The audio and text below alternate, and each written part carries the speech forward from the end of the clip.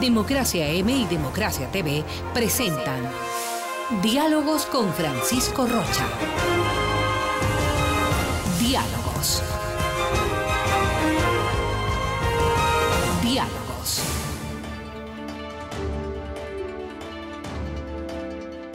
Buenas tardes, amigos, estamos iniciando Diálogos. Les habíamos informado que nos acompañará el doctor César Ulloa y está ya con nosotros, por supuesto. Con él vamos a intentar desbrozar. Creo que es un trabajo, él me comentaba que con alguna gente de la universidad han estado haciendo un seguimiento, los efectos de la ley de comunicación, esta creación de la superintendencia de comunicación, en fin, qué se aplicó, qué se juzgó, cómo se juzgó.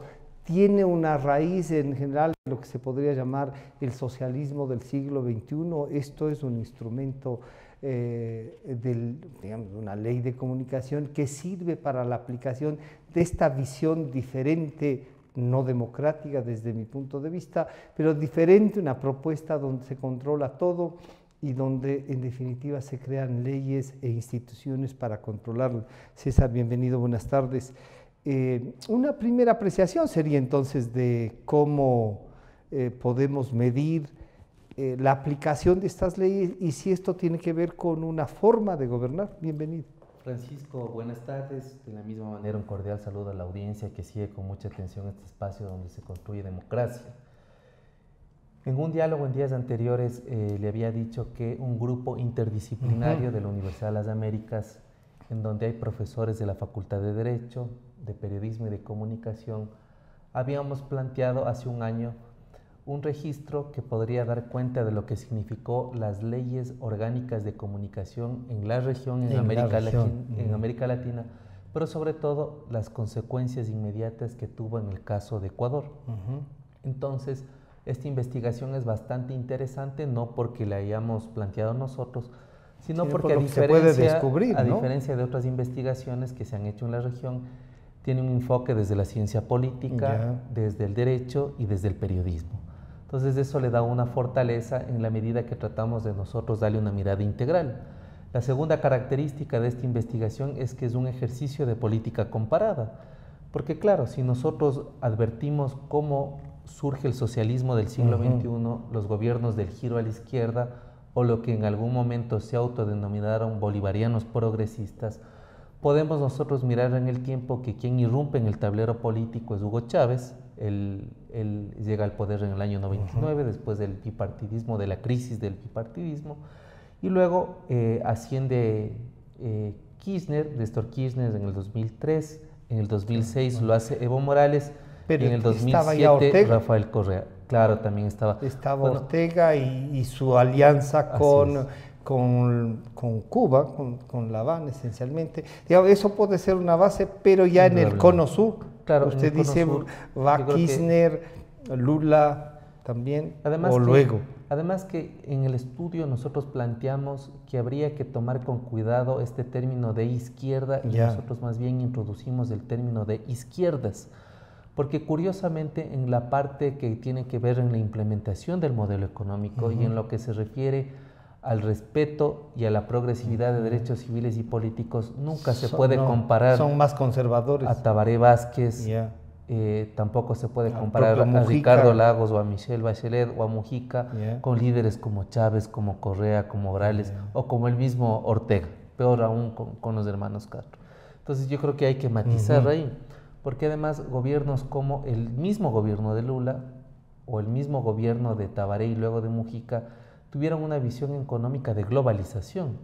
No nos olvidemos que los expresidentes de Estados Unidos estuvieron tanto en Brasil como estuvieron en Uruguay. Claro, pero sobre todo con Tabaré. Sobre todo con Tabaré. En las dos, ¿no? Mujica quizá beneficiándose de lo que hizo Tabaré y después Tabaré a recomponer. Entonces, más bien lo que había es un común denominador en cuanto a un criterio de integración regional sur-sur, en términos de soberanía, no solo alimentaria, no solo de defensa y seguridad, sino también soberanía económica, porque ellos plantearon unos modelos que escapen de la lógica de los organismos multilaterales de crédito, y también una ola que irrumpe en el escenario porque era primera vez en la historia que tantos presidentes que se autodenominaron de izquierdas llegaron simultáneamente al poder.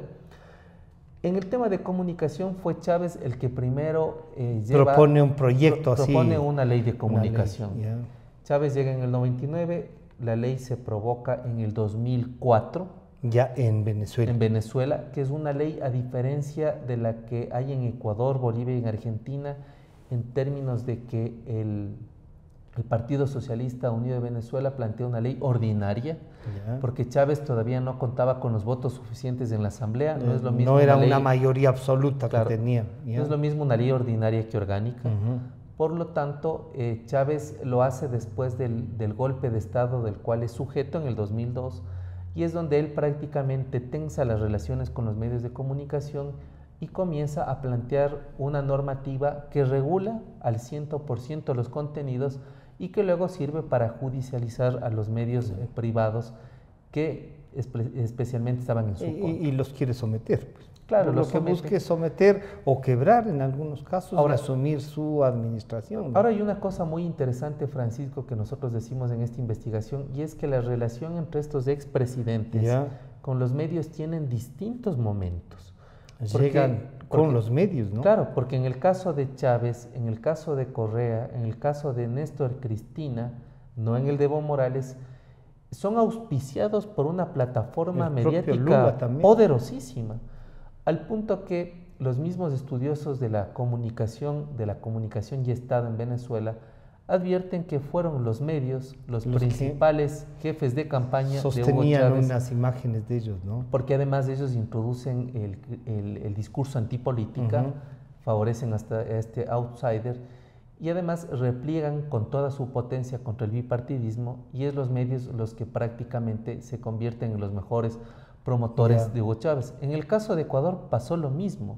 La relación entre Correa y los medios era una relación de luna de miel en la campaña, en la primera y la segunda vuelta. ¿Con los medios o con algunos comunicadores, César? Yo diría que están en los medios, por supuesto, pero sí hay a veces unas diferencias entre la posición de los medios, de algunos comunicadores, pero también del entusiasmo de escuchar un discurso que, sin ser propio del candidato, en el caso de Correa, se había adueñado de una lucha y de un discurso de más de 30 años, ¿no? de los sectores sociales. A ver, yo a veces, y gracias Francisco por la rectificación, a veces uno peca de generalizar, pero a veces empleo la palabra medios, porque indudablemente quienes conducían la línea de opinión en estos medios representaban a los medios. Claro, sí, sí. No, y de hecho, cualquier cosa que se haga está, o es de un periodista, pero a través del medio. Porque además la línea editorial siempre pasa por un comité mucho más amplio. Entonces, en un artículo que escribe el correísta Orlando Pérez, cuando todavía no se involucraba a la Revolución Ciudadana, y comienza a cuantificar los espacios que en radio, televisión y prensa le dieron a Álvaro Noboa y a Rafael Correa, la diferencia es completamente abismal. Entonces los medios indudablemente apuntalaron para que Rafael Correa sea presidente, pero luego esa relación se quiebra, se tensa. Pero antes de que vaya a esa, ¿usted cree que entonces, y esto pueden demostrar en el estudio, que así comenzaron todos en América Latina? Kirchner también, Néstor, Chávez también. Comenzó Chávez, comenzó Correa, no así Morales.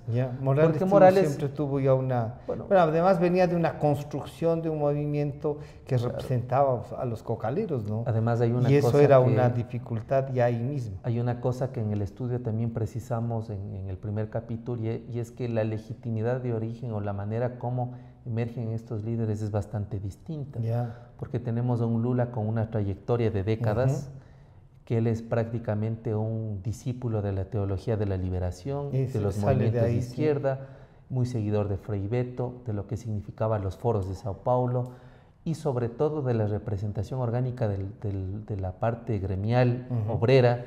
Fue secretario general del Partido de los Trabajadores, pero además del sindicato metalúrgico principalmente de la zona del sur, ¿no? Entonces Lula es alguien orgánico en el caso Sí, mayor legitimidad de esa representación, claro, por decir de alguna manera, ¿sí? Indudablemente en el caso de Evo Morales, él es el principal representante de los indígenas cultivadores de la hoja de coca en el Chapare, Cochabamba, Bolivia. Luego llega a él ser asambleísta, luego es destituido, una relación muy pésima con los medios porque había el estigma de que él defendía la producción, el consumo de la droga. Entonces la relación de Evo con los medios siempre fue mala. Pero luego a Néstor se le veía como una promesa del partido justicialista, del partido peronista, como una figura joven, interesante, los medios lo impulsaron. Entonces, con mayor formación. Con mayor formación. Incluso yo diría hasta mayor formación y trayectoria su esposa, luego viuda, Cristina Fernández, una trayectoria mucho más amplia. Entonces, hay un primer momento donde los medios catapultan estas figuras y luego se tensa en el caso de Chávez después del golpe de Estado del 2002. Luego toman posiciones ya más firmes cada uno, ¿no? En el caso de Kirchner, la ley entra en el 2009, no con Néstor, entra con Cristina Fernández, porque con Néstor las cosas estaban bastante bien balanceadas, equilibradas. Se podía llevar. Cristina profundiza entonces profundiza y agudiza la tensión después del paro que el grupo El Clarín apoya del sector agropecuario, que es un sector poderosísimo en Argentina, y eso provoca que Argentina agudice la tensión y provoque la ley. Además, en Argentina la ley tuvo doble filtro porque primero pasa por el Congreso y se aprueba en el Senado, es una ley orgánica, y luego en el caso de Morales se aprueba en el 2011, después de 5 años de ser reelecto, y Correa en el 2013, es decir, en el caso de Correa nosotros no debemos... Pero aquí Correa la había propuesto en el 2009. Propuso en el 2009 y digamos, se tensan las relaciones, avanza y apenas tiene mayoría la prueba. Yo diría que hay momentos claves en la relación del gobierno ecuatoriano con los medios. La primera, cuando Correa cree que investido por una gran votación popular tiene toda la licencia para decir cualquier cosa y es el editorialista jefe de la parte de opinión del Universo, Emilio Palacio, que le dicen la primera sabatina en Carondelet, le cuestiona y Correa prácticamente le manda sacando. Luego se tensa aún más cuando los colegas Calderón y Zurita comienzan a indagar, a auscultar el tráfico de influencias. Y denuncian lo del Gran Hermano. Denuncian el Gran Hermano. Y luego se comienza a tensar más cuando ocurre el tema del 30S. Yo creo que ese es un antes y un después. ¿A usted diría que el 30S es el punto de quiebre total? Punto de quiebre total. Es el punto de quiebre total. ¿No era que ya eso estaba desgastado? No, eso se demostraría ahí. Porque además hay algunos medios que siempre fueron, siempre estuvieron más alineados, o tuvieron siempre simpatía a Correa, indudablemente. Claro, nosotros podemos demostrar que hay algunos medios que en términos de su línea editorial simpatizaban con algunas líneas que Correa planteaba. Con algunas cosas que la hacía además. Sí, indudablemente. Y eso se puede cuantificar en cuanto a los espacios, a la pauta, etcétera, etcétera. Y en el caso de Correa, la ley entra en el 2013, además una ley que, según las disposiciones transitorias de la Constitución, debía estar lista en un año, como la Ley Orgánica de Educación Superior y como algunas otras leyes. Esta ley tuvo bastante discusión, aun cuando pudo ser aprobada porque tenían una mayoría aplastante. Tanto embargo, que resuelven 41 artículos en esa noche sin haber discutido en el primer debate. Entonces, ahí la primera distinción habría que definir que los momentos entre los gobiernos y los medios tienen momentos diferenciados, pasan de la luna de miel al conflicto y luego a la confrontación total, un juego de suma cero. La segunda es que son leyes orgánicas en el caso de Venezuela, en el caso de Argentina, Bolivia y Ecuador, ordinaria en el caso de Venezuela. La tercera es que las leyes se diferencian en algunas cosas. Por ejemplo, en el caso de Argentina y de Bolivia era el control de la concesión de las frecuencias. Por eso un golpe que le da bastante certero el kirchnerismo al Grupo Clarín es a reducir la intervención en las frecuencias.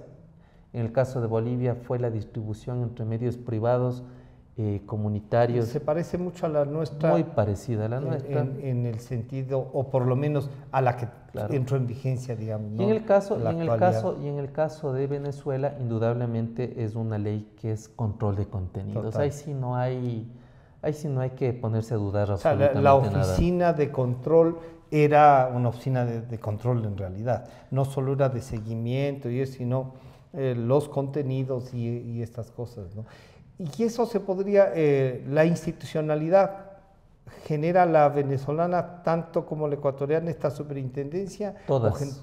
Todas. En el caso de Argentina hay la agencia reguladora. La agencia reguladora. En el caso de Bolivia hay una superintendencia, porque además la ley boliviana habla de telecomunicaciones, la ley de Ecuador es de orgánica de comunicación, la de Bolivia, la de Venezuela, y ahí se mira ya el sesgo, es de responsabilidad social. Claro. Y en el caso de Argentina, la prensa le calificó como la ley Mordaza, ¿no? Ahí comenzó el nombre de la ley Mordaza, porque era una confrontación entre Cristina Fernández y el grupo Clarín. Sí, pero es un grupo que tenía varios medios. Y además entran en un juego de confrontación abierta alguien que históricamente fue un símbolo en Argentina, como es la Nata, donde él comienza a simular cómo fue el latrocinio que los esposos Kirchner, junto con sus colaboradores, hicieron, y él comienza en el set incluso a modelar o a tratar de reproducir cómo era esto de las caletas, ¿no? Porque acordémonos que una de las denuncias que agudiza más la bronca en Argentina fue... Es la existencia de las caletas. Es la existencia de las caletas, como el narcotráfico. Que después se demuestra que sí eran ciertas porque nada menos que un convento. Un convento, y acá también habían caletas cuando, acordémonos Francisco, cuando se comienza a investigar algunas altas autoridades que manejaban el sector petrolero, tenían hasta en los techos. Hasta en los techos, estas modalidades de caletas. En el caso de Ecuador se crea la Suprecon, pero además ya había una trampa, y la trampa era que el Consejo de Participación Ciudadana y Control Social designaba entre las ternas que el Ejecutivo enviaba, por lo tanto... Designaba el Ejecutivo. Designaba el Ejecutivo. Claro. Y esa es una de las razones por qué ha tomado tanta fuerza que diversos sectores estén bastante entusiasmados con la idea de la eliminación del Consejo de Participación. Pero el Consejo, el Cordicom que se llama ahora, ¿existía antes de la superintendencia? Claro, eso pasó a existir después de la consulta del 2011, en donde además gana la consulta con 2 puntos, porque el Consejo de Regulación de Contenidos del Cordicom, la pregunta gana con 44-9 versus 44-2. Por eso sosteníamos que no es que ganaron. Así es, por supuesto. No es que ganaron, sino que, claro, ahí volvemos a este tema de la primera minoría, ¿no? Porque ahora, los otros, los que le seguíamos, estábamos en contra de eso, tuvimos 42%. Ahora, Correa imita, adapta y además mejora algunas cosas que venía haciendo ya Venezuela, en la medida que en la consulta del 2011 él introduce 2 preguntas importantísimas. Como Chávez estaba ya en disputa abierta con la gente de Radio Caracas Televisión, y que algunos incluso tuvieron que exiliarse. Habían salido ya. Habían salido. Hay una recomendación en la cual se dice desde estos gobiernos que no puede haber una alianza entre el sistema financiero y el manejo administrativo mediático, y es por eso que Correa pone 2 consultas. La primera, ¿usted está de acuerdo que quienes sean los principales del sistema financiero tengan paquetes de accionarios en los medios? Y la segunda pregunta es del Consejo de Regulación de Contenidos. Pero no hay que olvidar que el 312 de la Constitución, aprobada ya en Montecristi en el 2008, tiene previsto que no podrán. Pero la consulta le da también un nivel de... no podrán ni a los medios ni a los banqueros tener otros negocios, que es la parte que ahora todavía está en discusión. Pero entonces usted encuentra que también en Venezuela y Ecuador la perfecciona. Claro, yo diría que Chávez pone... En Argentina no. Discusión. En Argentina no. En Argentina no. En Argentina se dieron cuenta que el control del espectro radioeléctrico en cuestión de concesión de frecuencias ponía la discusión en los altos niveles de confrontación. En el caso de Bolivia, como venían con un discurso de democratización de la comunicación, que además este discurso no es nuevo en América Latina. Esto surge en la década de los 70s, cuando la UNESCO pone en las grandes conferencias en algunas ciudades la famosa discusión de los derechos a la información y la comunicación. Y en Bolivia se retoma... Claro, incluso se hizo un informe sobre eso, ¿no? Y luego en el 90 se hizo el famoso informe McBride, ¿se acuerda? En 1990, en donde se hace una cartografía de la comunicación. Pero Bolivia es un caso interesante porque Bolivia vuelve a poner en la palestra una figura que es un comunicador muy conocido, que es Luis Ramiro Beltrán, falleció ya.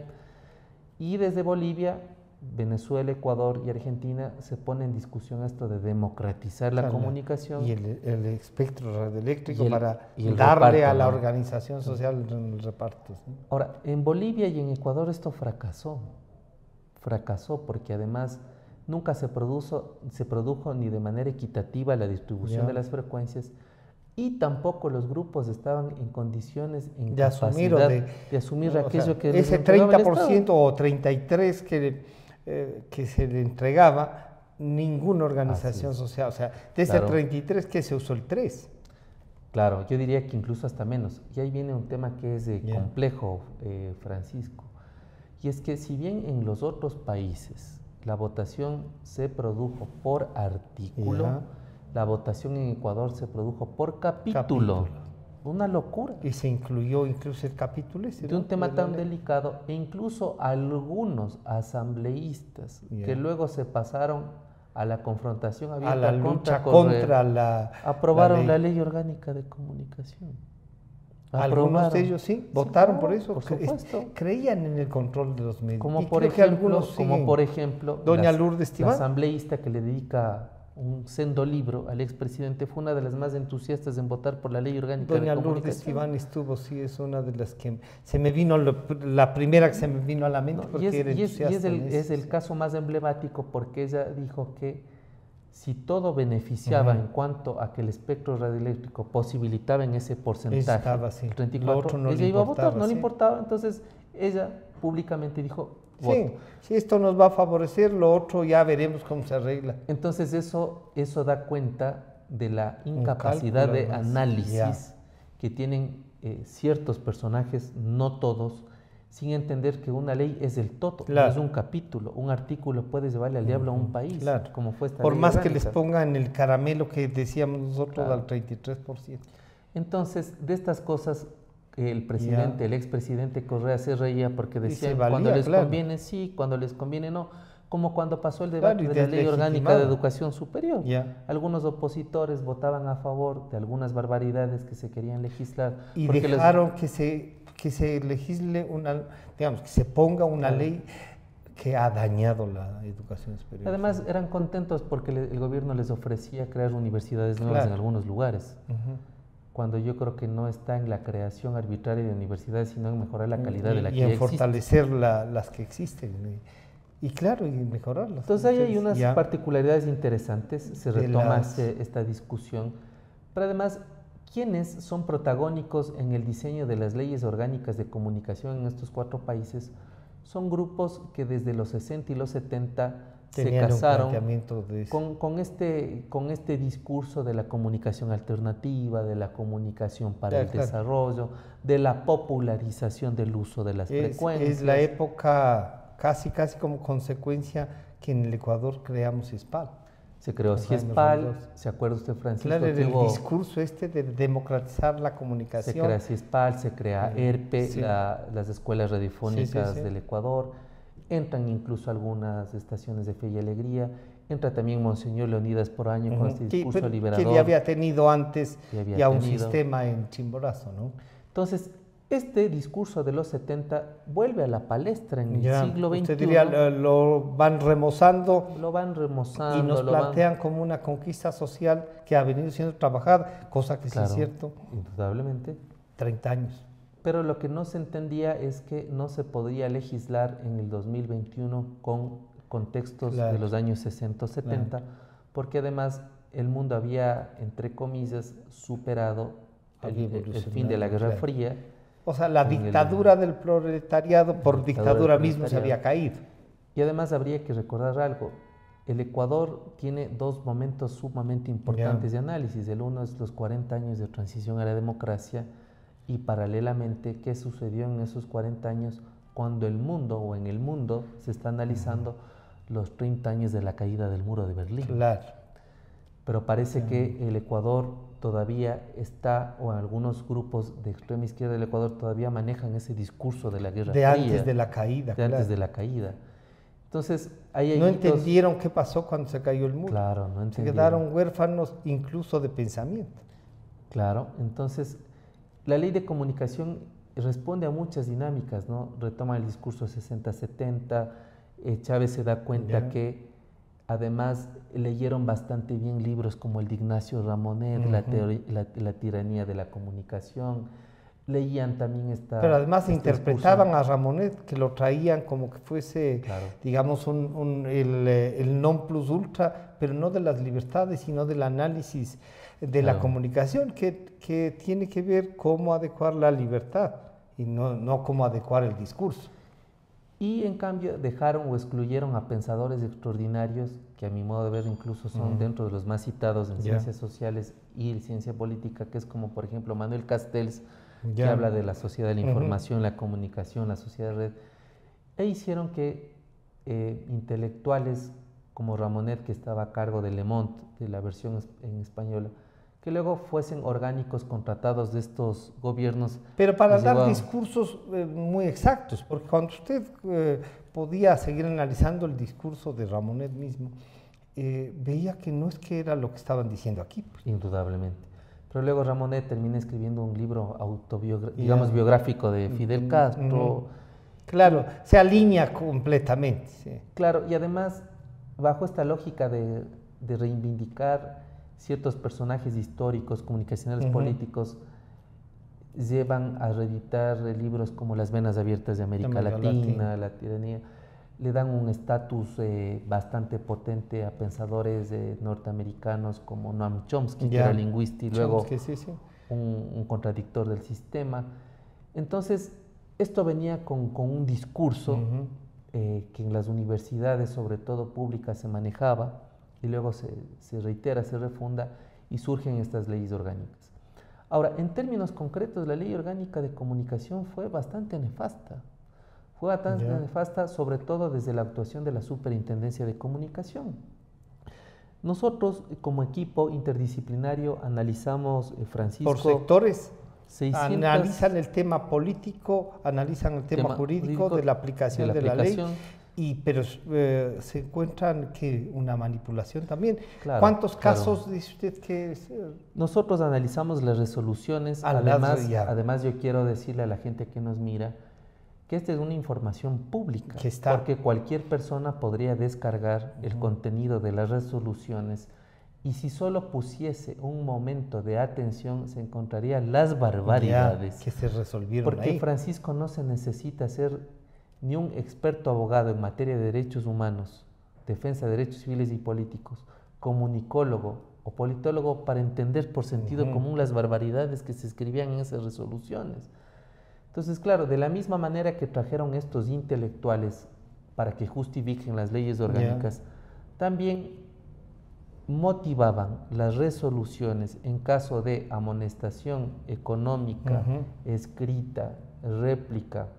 O sea, ya en la aplicación mismo de lo que habían puesto como ley. O disculpa pública, trayendo modelos semióticos, semiológicos, que no dicen nada. Nada. O sea, estaba poniéndonos teoría para juzgar sin necesidad de que esa teoría en realidad se convierta en el razonamiento de la aplicación de la ley siquiera. Entonces, nosotros analizamos 683 resoluciones. Y aquí hay una cosa súper interesante. Perdona, las 683 no son todas. No son todas.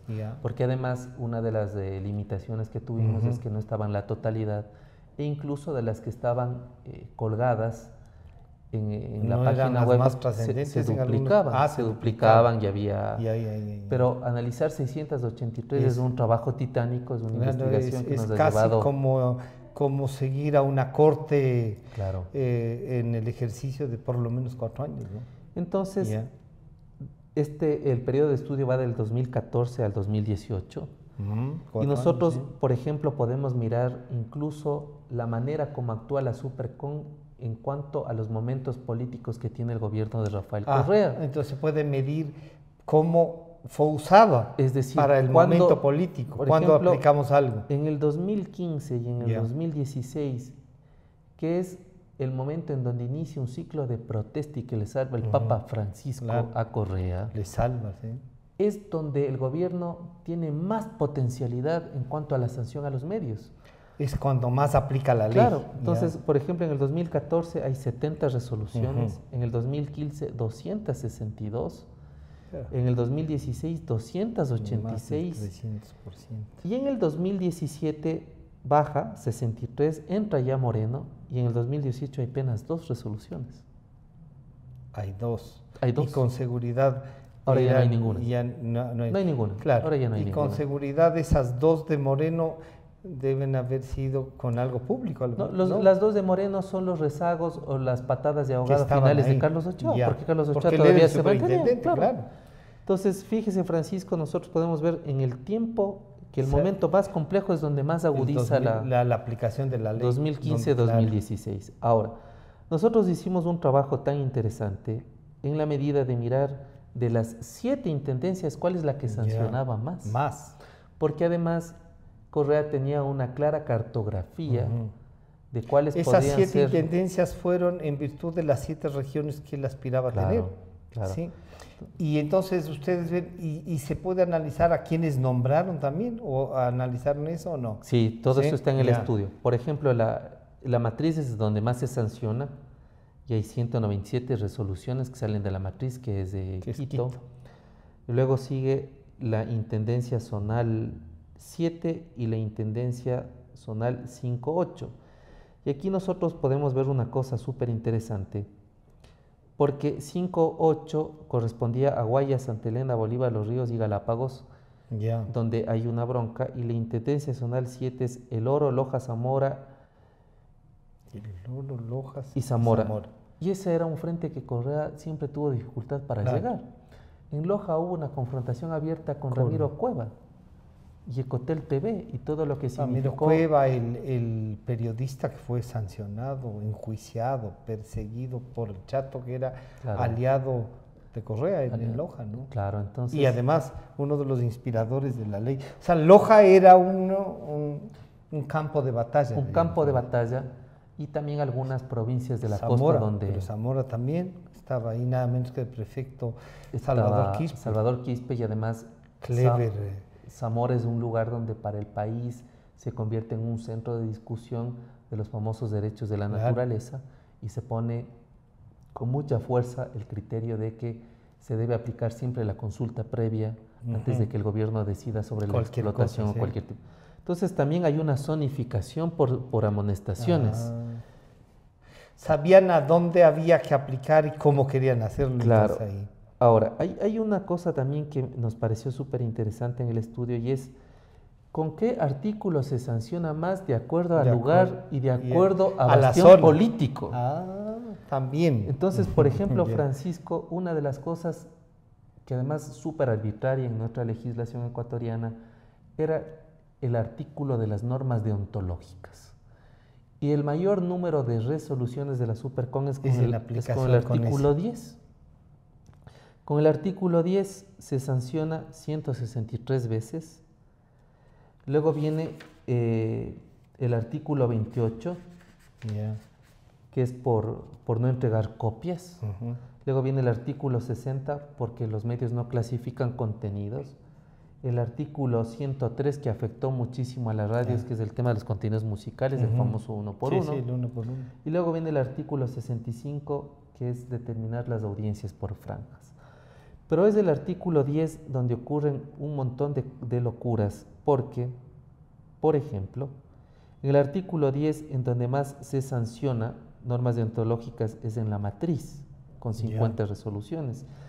Y aquí nosotros podemos ver por intendencia, por lugar, por localización y por años dónde se sanciona más. Entonces yo digo, nosotros aplaudimos todos los esfuerzos que ha hecho, si me ocurre, Fundamedios, que ellos han llevado un observatorio. Y tienen también una clasificación. Pero no llegaron a este nivel de clasificación que nosotros hemos hecho. Una clasificación, además, desagregar, no solo por los contenidos y la aplicación de la norma, sino además con una intencionalidad política, que es lo que a veces falta en el análisis, ¿no? Claro. Entonces, por ejemplo, nosotros incluso tenemos la sanción de artículos por el tema y en los años. Entonces, por ejemplo, así tenemos artículo 10, normas deontológicas, en el 2004, 20, 2015, 55 y donde se exacerba 2016, 70. Es decir, el Estado administrado por el gobierno de la Revolución Ciudadana transgrede los derechos civiles y políticos y las libertades de pensamiento porque las normas nos dicen el periodismo debe ser como al gobierno le da la gana. Si nosotros interpretamos un deber ser en función de lo que el presidente... del interés. De lo que el interés quiere, del momento y además quiere. del momento quiere. Porque con seguridad, si ustedes ya descubren eso, podremos ver que a lo mejor en regiones se aplicaron de otra manera. Claro, indudablemente. El mismo artículo o aplicaron otro teniendo como objetivo una cosa más... Hay una cosa súper interesante, Francisco, y es que a tal nivel de discrecionalidad llegó la aplicación de la ley orgánica a través de las resoluciones de la Supercon, que por el mismo motivo a medios distintos se sanciona de forma diferente. Voy a poner un ejemplo. Mismo motivo, mismo artículo, de formas distintas las resoluciones. Una cosa es la sanción que recibe el medio incautado público que el medio privado. Y aquí nosotros descubrimos... El incautado público es que está administrado por ellos el gobierno. mismos. Recordemos que TC Televisión, que llega a ser incautado, tenía en el horario entre la tarde y la noche un programa en donde había el concurso del nalgómetro de la semana, donde las chicas que participaban en este programa tenían que ser expuestas a que midan sus caderas y sus nalgas. ¿Y con qué facilidad podían moverlas, me parece? Claro. Sí, ¿no? Pero ahí el gobierno, mutatis mutandis, la Supercon, pero claro, medios como el Extra, que sacaban en su portada el lunes la potra de la semana, en cambio tuvieron toda la arremetida brutal. Y recordemos que en este caso actuó de manera directa la asambleísta de la Revolución Ciudadana, Soledad Buendía. Sí. Cuando le entrevistan a la persona que fue fotografiada para la portada, que era una modelo colombiana, dijo, ¿no? Yo vivo de esto, yo me exhibo, yo no tengo problema, ¿y usted por qué pone en discusión un caso público? Cuando ella ella se presentó en el caso, fue llevada por el diario a que explicar, o sea, este es mi trabajo, no estoy haciendo ninguna otra cosa. Entonces vemos que en la ley se aplica de forma distinta por el mismo tema en correspondencia si el medio estaba aliado o no estaba aliado al gobierno. Entonces es una ley que desde todo el punto de vista fue nefasta, arbitraria, sumamente discrecional. Incluso nosotros llegamos a identificar, por ejemplo, en el tema de derecho a la réplica, que además la palabra es una barbaridad, porque el medio, lo correcto sería que rectifica, no puede hacer una réplica, porque réplica es algo idéntico. Pues. Claro, una réplica es, voy a decir lo que dijeron, pero con otras palabras. Y no, porque una réplica es replicar, como usted dice, es algo idéntico. Es algo idéntico, es incluso hasta la redacción arbitraria. En el tema de copias de programas impresos, ahí vimos que en cambio el gobierno arremetió con mucha fuerza contra los medios pequeños. En provincias, porque, lo sometió. Un medio pequeño, o lo cerraron. Un medio pequeño que no tiene el personal administrativo, el registro, la manera profesional de organizar los contenidos, no tenía recursos para tener un gran archivo, unas copias, presentar escritos, cuando muchas de las veces algunas estaciones de radio en algunos cantones de provincias bastante limitadas en servicios, resulta que quien tenía la zapatería abajo administraba la consola arriba. Esas son las radios de provincias. Sí. Entonces, muchos de nuestros cantones siguen siendo además así. Entonces, y además que en estas radios surgieron para hacer anuncios de cualquier tipo de cosa. Pero después esos fueron contratados, eso pueden ver ustedes, con espacios publicitarios del gobierno. Además, y cambió y dejaron de ser fastidiados. Yo recuerdo que cuando hacíamos esta investigación, porque además hicimos entrevistas, nos contactamos con gente, algunas personas decían que el pavor a perder el pautaje que el gobierno hacía en términos de propaganda era tan fuerte porque decía, por lo menos ahí tenemos un poquito que nos llegue. Algunos eliminaron noticieros para no entrar en conflicto. Entonces también son formas de cooptación que indudablemente, y de sometimiento. Y por ejemplo, nosotros tenemos aquí los medios más sancionados. Canal 1. Canal 1. Siempre sancionado por distintos artículos. Diario Extra, Igual. Radio Canela, Radio Expreso, Diario La Hora. Es decir, incluso llegamos a observar que había ya una manera de que a estos medios que no se alineaban o que no paraban bola por cualquier artículo, ya no interesaba. Sí. O sea, ya se perdieron hasta las formas.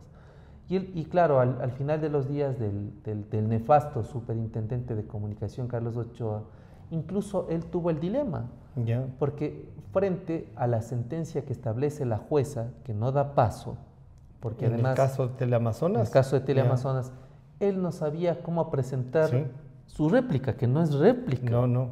Entonces, él no sabía si hacerlo por el mismo tiempo grabando un video, enviando al canal. Y envió un video, ¿no? Un CD, me parece. Envió más y bien se negaron a un comunicado. Entonces, había tantos vacíos que incluso la ley permitía que desde la discrecionalidad se aplica desde lo que él pensaba. Era muy subjetivo. Muy subjetivo. Yo diría que en la ley, nosotros ponemos incluso en este estudio, ponemos las complicaciones que habían en cada artículo de la ley ecuatoriana. Y cómo se habían interpretado en estas 600 y pico de resoluciones. Por ejemplo, Francisco, para tener una idea bastante clara, en el artículo, comenzando desde el artículo 3, cuando se habla de contenido comunicacional, dice: para los efectos de esta ley se entenderá por contenido todo tipo de información u opinión. O sea, ni siquiera se distingue lo que es información de opinión, sistematizar, poner en géneros, en distintos formatos para audiencias en franjas, que opinión. Entonces, nuestro comentario es que se instrumentaliza la LOC en la medida que se censura hasta las caricaturas. Bueno, hubo censura, hubo juicio, hubo sanción en lo de las caricaturas. Entonces, nosotros, por ejemplo, aquí acordamos del 5 de noviembre de 2014, cuando la Supercon califica y admite a trámite una denuncia en contra de Bonil, caricaturista, bajo el supuesto de que violan el artículo 62 de la ley. Y de forma risible, el superintendente y la gente que además aplaudía estas cosas, decía que no se censuraba el dibujo, sino la leyenda del dibujo, la burbuja donde el caricaturista pone un mensaje. Entonces esto llega a ser incluso hasta ridículo en el mundo. Sí, fuimos motivo de risa. De risa y de otras caricaturas también para eso, ¿no? Y luego hablamos, por ejemplo, en el artículo 10, normas deontológicas. Todas las personas naturales o jurídicas que participen deberán considerar las siguientes normas mínimas de acuerdo a las características propias de los medios que utilizan, referidos a la dignidad humana. Entonces, hay una serie de términos que invitan una subjetividad de tales características. Y peor si hay una no formación, sino deformación ideológica.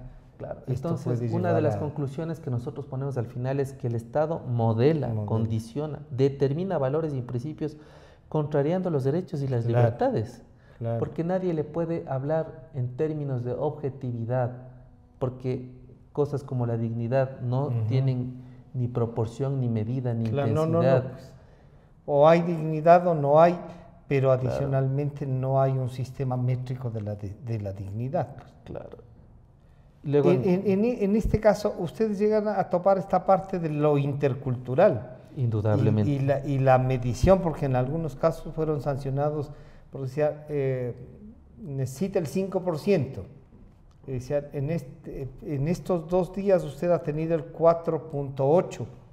Y entonces se iniciaba un proceso y nunca quedó claro si era el 5% de los contenidos o de todo el diario o de toda la revista. Además, ahí hay un tema, Francisco, que es bastante grave, incluso contraría a lo que la Constitución del Estado establece, que no es un invento desde el 2008, porque en el 98 ya dijimos que nuestro Estado es pluricultural. Aprobamos además el convenio 165 de la... Pero es un contrasentido porque el enfoque de interculturalidad que el gobierno quiso implementar en los medios era la exotización de la cultura, era la promoción como que si fuéramos un país de barbarie, era la reproducción e incluso yo diría despiadada. Pero eso de la permanece parte. todavía lo de lo intercultural en la ley reformada y todo eso se genera, Claro, se mantiene como, cuando este es un país, como usted ha dicho, que se declara intercultural en la Constitución, que se reconoce plurinacional, multicultural, y resulta que eso hay que medirle con un porcentaje. Además hay un tema ¿Y el interesante. mestizaje qué será? Que la misma UNESCO, que es la sección de Educación y Cultura de Naciones Unidas, dice con claridad que la diversidad se vive. Claro. La diversidad no se examina, la diversidad se vive. Claro. Porque cuando uno La está en otro diversidad país, no tiene porcentajes. claro, la Es diversidad se diverso. vive. Es un país diverso como problema- que tiene una riqueza de un mestizaje que debería ser más bien la punta de avance antes que del retroceso.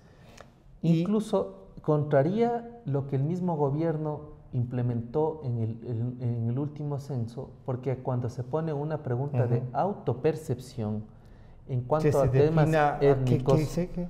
simplemente lo que eso significaba era Cada ratificar uno un país quiere diverso y punto, y ahí no hay un problema de nada.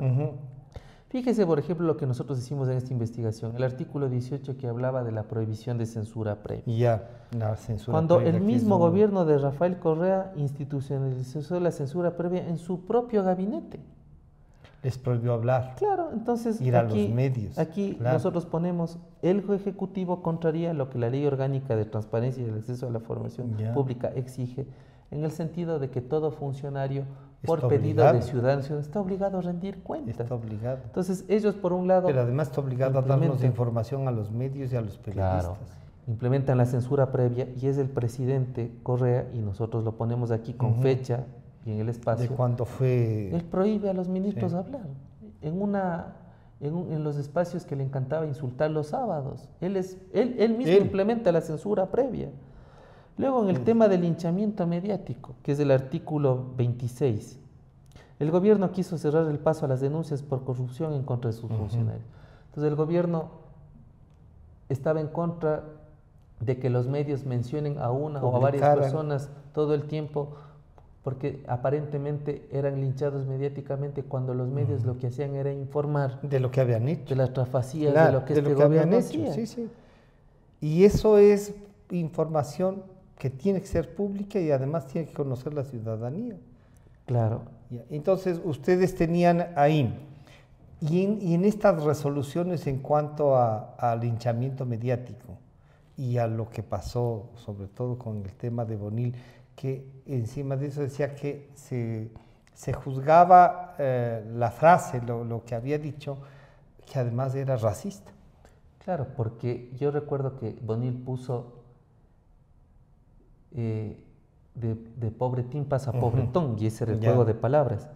Entonces, esta denuncia que nosotros tenemos del caso fue presentada por 17 representantes de varias organizaciones afroecuatorianas por una caricatura.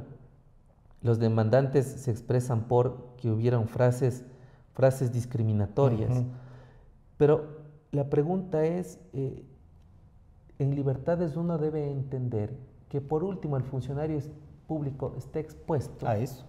a lo que significa la rendición permanente y también está expuesto al escarnio, que no justifica el escarnio, pero sí quiere decir que alguien que está formado para una madera de debate, de discusión pública, no puede estar sensibilizado por Pero un tema... cuando usted dice, César, no se justifica el escarnio, ¿qué significa? ¿No se justifica que le puedan decir con dureza las cosas No, del ejercicio de Yo su lo que digo, cargo, ¿o qué? nosotros estamos de acuerdo que las libertades no deben tener cortapisas, Ya, son ejercicio pero yo pleno creo que de... indudablemente nuestra ley, Ya.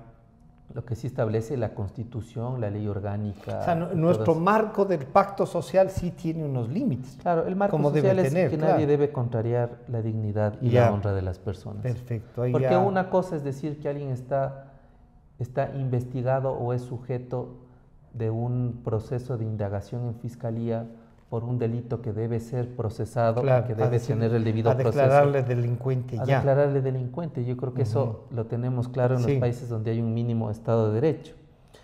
Pero además, nosotros también hacemos un mapa de actores, Francisco, Ya, en esta de investigación. y- ¿Quiénes perdón, apoyaron y quiénes no exacto. apoyaron la Ya, ley? Pero antes de que vaya esto, es que no se me pase el tema de de quienes presentaron la denuncia contra lo de la caricatura. Usted decía algo más de 10 Son organizaciones. 17 organizaciones afroecuatorianas. ¿Existen esas organizaciones? Porque después entró una discusión Claro. que ninguna de esas organizaciones que asomaban firmando y que sí tenían firmas, pero no existían. Hay un dato interesantísimo, Francisco, que decimos Ya. en la investigación, por eso le digo, esta investigación Va a profundidad entonces. dejará Sí, un sí, registro histórico de lo que significó Ya. leyes como este tipo de cosas, que muchos de los colectivos fueron creados para dinamitar las libertades y que era un modelo de paraestatalismo en donde a las organizaciones como Fundamedios le creaban otra organización paralela. Para Entonces, confrontarla y deslegitimar además. Hay el famoso colectivo de defensa de la comunicación. Ya, había un grupo Peralta también. Claro, que eran funcionarios que del eran Ejecutivo. relacionistas públicos del Ejecutivo. Del Ejecutivo. Eso era todo. Claro, eso era todo. Además, no actuaban de forma gratuita ni porque estaban No convencidos tenían salario. por la tenían defensa. salario, sí, sí. Actuaban en función de la defensa de sus intereses y de su cosa. Yo le decía a alguien el otro día, apartándonos de este tema, que claro, cuando la gente que nunca pensó llegar a cargos de poder pasó de un salario seguramente básico a 3.000 o 4.000 dólares, se entonteció. Pues. Claro. Y además le daban Además, auto. Sí, y chofer. Y además le daban chofer. Y no querían dejar, estaban dispuestos a patear a cualquiera en vez de renunciar a eso. No les importaba ideologías ni cosas por el estilo. Algunos no conocían la playa y conocieron con los carros del Estado. Y algunos incluso cogieron viáticos y iban en las grandes caravanas. Para las sabatinas con 2 días de anticipación, los del grupo de avanzada. Entonces, claro, cuando él decía la defensa es el proyecto hipotecario, el proyecto de chofer. Claro, es una locura. Entonces nosotros hacemos un mapa de actores y, por ejemplo, en el caso de Venezuela se crea el famoso pueblo comunicador, que es un genera un colectivo a defensa de la ley. En Argentina, los grupos afines al oficialismo, sobre todo del justicialismo. En Bolivia, a favor la gente que activa en el movimiento intercultural Pachacuti y del movimiento al socialismo. Los partidos de Evo. Y en el Ecuador hubo una serie de actores, Está, por ejemplo, Aler, en su momento también estuvo luego administrado por alguna gente que estuvo relacionada con CIESPAL, alguna gente coordinadora de Corape. ¿Corape fue cooptada por el o de alguna manera sí se ha salvado Corape de... Yo diría aunque que, tiene hasta ahora yo diría que estas organizaciones se pronunciaron en el sentido de que aparentemente... Por la distribución de las frecuencias. Que debía haber una distribución equitativa, que los derechos de la comunicación... Pero luego esta gente... sirvieron como instrumentos también para... No dimensionó lo que significaba la transgresión de los derechos civiles y políticos. Oiga, y este grupo Peralta, este grupo de dignidad, de información y eso... Es gente que de manera directa, yo diría de manera directa, juraron la bandera de la Revolución Ciudadana. Porque algunos llegaron a ser dirigentes también, ¿no? Dirigentes, llegaron a ser directores de ministerios de términos de comunicación, ocuparon grandes sitiales en el tema de opinión pública en los medios públicos e incautados. Y claro, entonces, ahora que se cae todo este aparataje... Ya se les cae la casa, resulta ahí. En cambio, también en Ecuador hubieron una serie de personas que alertaron lo que era la ley. Por ejemplo, está el AEDEP, está la Unión Nacional de Periodistas, está Fundamedios, están varios líderes de la sociedad civil, líderes de opinión, que en el proceso mismo de discusión ya fueron poniendo las alertas. Además, no haciendo, oigan, esto van a aprobar, claro. Y además, siempre jugaron estos grupos en desventaja, en cancha inclinada. Tenían mayoría absoluta en el Congreso, en la Asamblea, pero además los medios públicos e incautados dedicaban sendas momentos y los sábados obviamente eran. Ahora, ni siquiera en el gobierno estaba claro hacia dónde iba la ley de comunicación porque tuvo varios momentos atropellados. Recordemos que quien comenzó a liderar el debate de la ley orgánica fue Rolando Panchana. luego es la ex asambleísta María Augusta Calle, luego pasa a Betty Carrillo, claro, que siempre decía cualquier frase desafortunada, que el IES no es de los trabajadores. Bueno, la señora se caracterizó por decir frases cualquier cosa despistadas, siempre despistadas.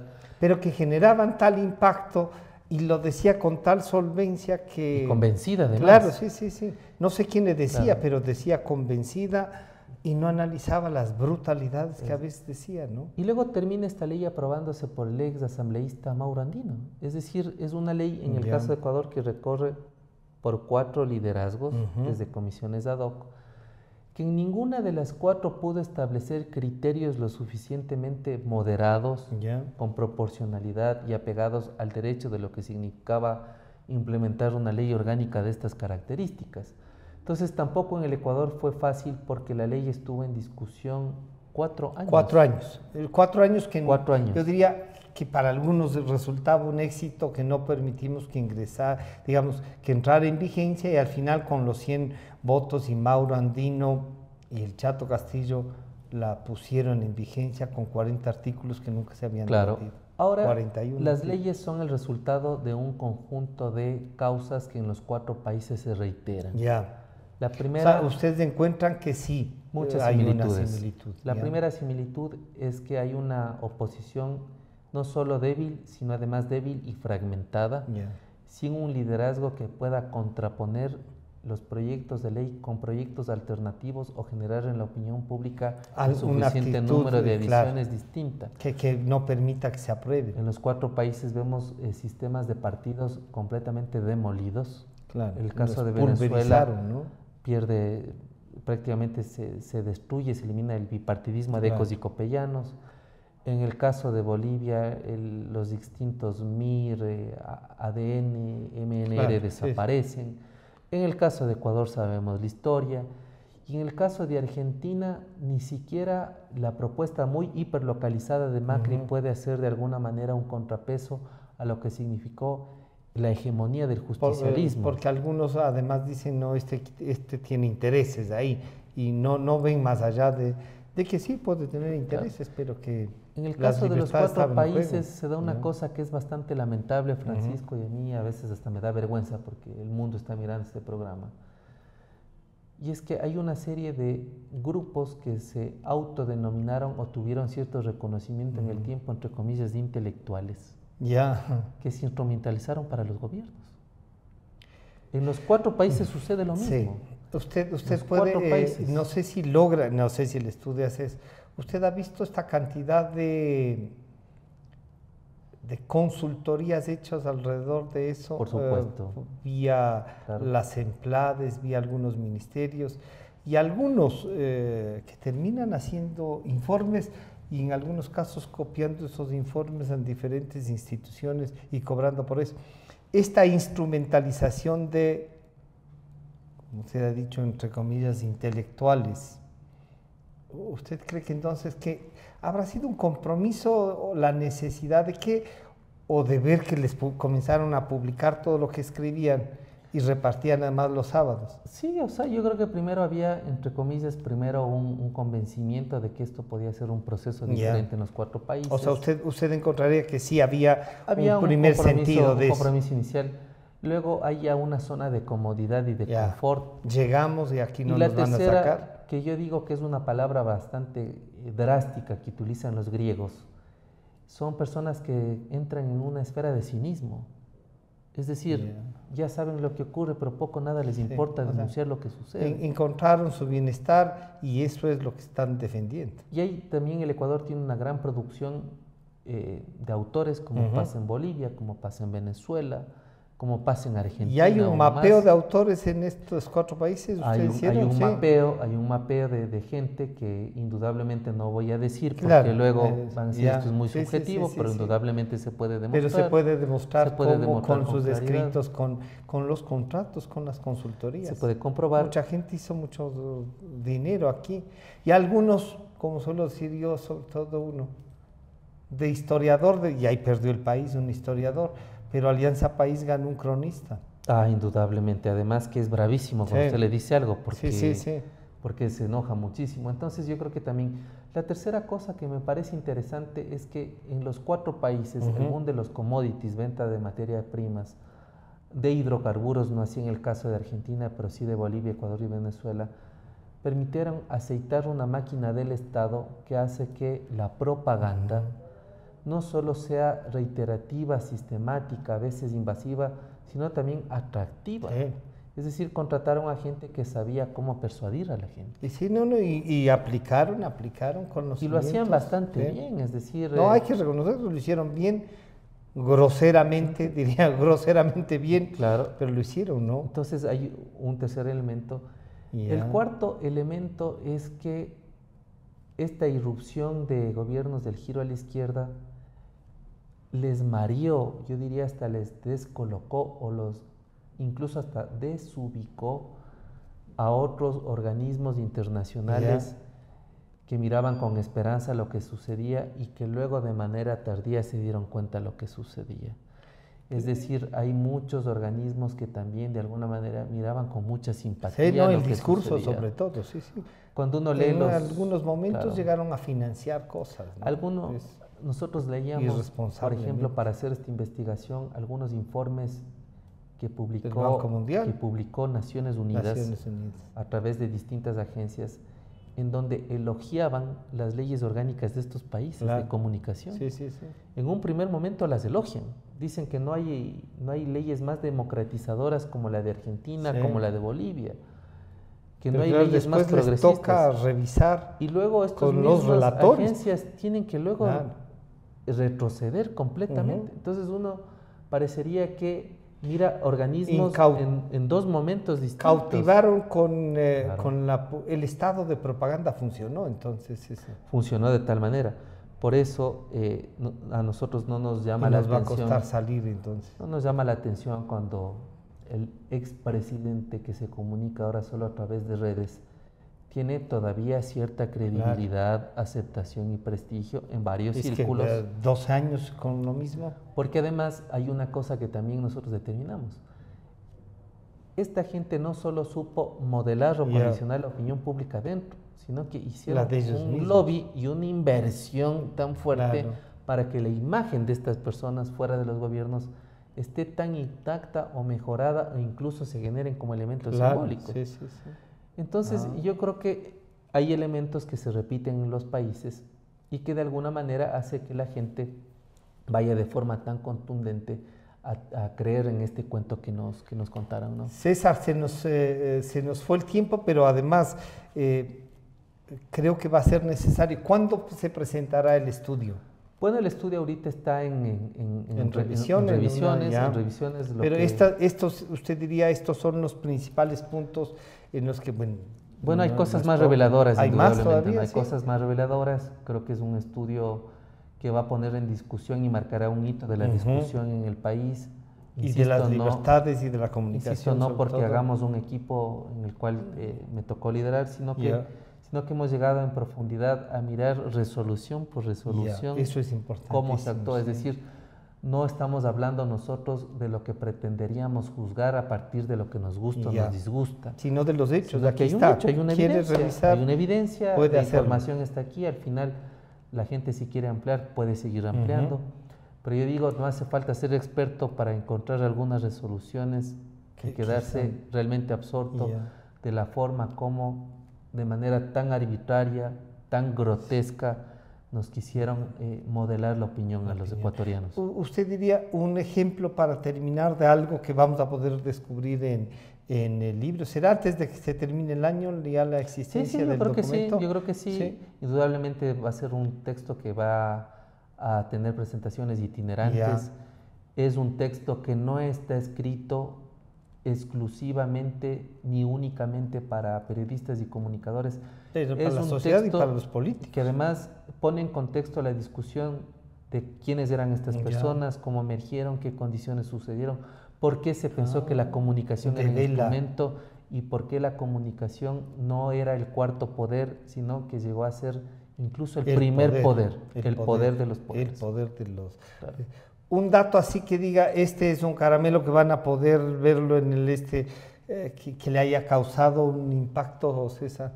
Bueno, un dato clave es que nunca hubo, a mi modo de ver, una administración de justicia equitativa en la medida que el trato que recibieron medios públicos, privados, incautados, gubernamentales y agencias fue totalmente distinto, discrecional, pero además aquí nosotros llegamos a escribir cómo se creó un supersistema, una estructura de hegemonía de opinión pública para controlar de manera bastante sutil a la gente, porque la comunicación no es de apuntar con bayonetas. Claro, no es la imposición sola, sino el acondicionamiento. O sea, cómo se inocula, claro, lo que diría Michel Foucault en su momento, una biopolítica en el Estado. Es eso, sí, es eso. César, bueno, no solo felicitarles por el trabajo, este grupo multidisciplinario de la UDLA, ¿no? Sí, de la UDLA, claro. No solo, o estaban otros de otra universidad. Es un grupo multidisciplinario de la UDLA. De profesores y de estudiantes. Y de estudiantes también. Es un trabajo que lo hemos hecho por más de un año, es decir, es un trabajo con mucha rigurosidad, siempre poniendo a prueba, testeándonos entre nosotros mismos, porque al hacer un tema de tanta delicadeza, lo menos que puede haber es ligereza o subjetividad. Y que además nos pueda llevar a pensar, ¿se ha logrado desmontar esto? ¿Se podrá avanzar en libertades, en virtud? No sé si lograron determinar si la reforma, cosa que... No llegamos hasta San Francisco, porque cuando nosotros cerramos el estudio estaba en discusión las reformas. Al final incluimos algunos párrafos en el sentido de que la reforma de manera parcial coincide con nuestros planteamientos de eliminar ciertas figuras, pero nosotros seguimos pensando que siempre era lo mejor derogar la ley. Derogar la ley, así es. Bueno, este estudio y este trabajo que han hecho este equipo multidisciplinario encabezado por César Ulloa nos va a llevar a entender qué es lo que se quiso hacer con una ley de comunicación, pero como un proyecto político latinoamericano y que ha tenido que ver con grandes influencias desde Europa, me parece también a mí. Veamos qué ha significado la comunicación en el siglo XXI en aquellos que se declararon sus pensadores.